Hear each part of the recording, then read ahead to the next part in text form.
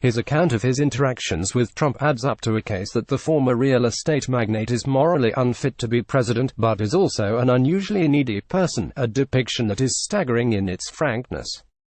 Comey argues that Trump does not make decisions on the basis of philosophical, religious or logical considerations, but simply to assuage the deficiencies of his own character and emotional makeup. His only reference point is internal. What will bring me what I need? What will fill this hole in me? Get me the affirmation I crave? That is deeply concerning, Comey told CNN's Anderson Cooper at the College of William. The former FBI director's damning assessments will have no material impact on special counsel Robert Mueller's Russia investigation at Trump's political fortunes.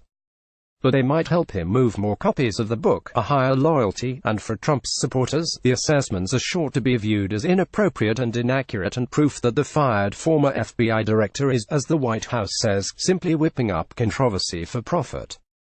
Comey's depiction of the president is likely to further anger his critics who see a holier-than-thou streak in his character and believe that he is nursing his own substantial ego, even as he goes after Trump. But his account does pry open the closed doors of the most unconventional White House in decades, and along with other insider accounts is certain to play a role in how this unusual president is remembered by posterity. And to hear someone talking about a sitting president in such personal, derogatory terms is still remarkable.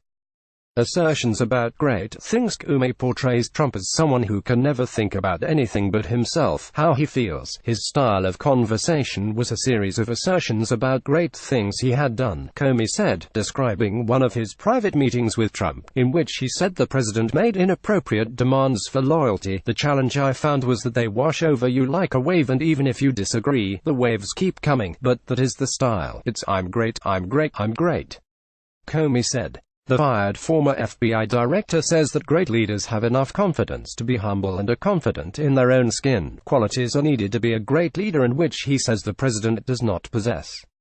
Instead, he said that Trump is insecure and cannot laugh. I saw Presidents George W. Bush and Barack Obama both use humor effectively to relax, to put at ease, to try and get to the truth. I never saw President Trump laugh even in an almost hour-and-a-half-hour-long private dinner, he said. The former FBI director said that he did not have a nickname for Trump despite the derogatory monikers thrown his way by the president, like Slimeball, Slippery Comey, and Liar and Leaker. Honestly, I call him the President of the United States, because I respect the office, Comey said. No matter my concerns about him, I want him to be successful. I would be so happy if there is a way to peace on the Korean Peninsula. We should root for our president. That also doesn't mean we should fail to hold him accountable, especially when he threatens our core values, Trump's defenders, as well as arguing that Comey is grinding a personal axe because he lost his job, often also make the point that the president's critics just don't understand what makes him different and attractive to voters. But Comey argued that the concern is not unconventional leadership, but maintains that the way the president threatens U.S. values, and he justifies his focus on the president's character is because it contains the roots of what he refers to as forest fire presidency that endangers American institutions. To me, what matters most, and what the American people did not vote for and would not vote for, is the derogation of the norms, the touchstone of truth, which is the heart of this country, he said. Throughout his book, Comey keeps returning to his distaste for bullies of various kinds, in a clear hint that he also views Trump's behavior as bullying.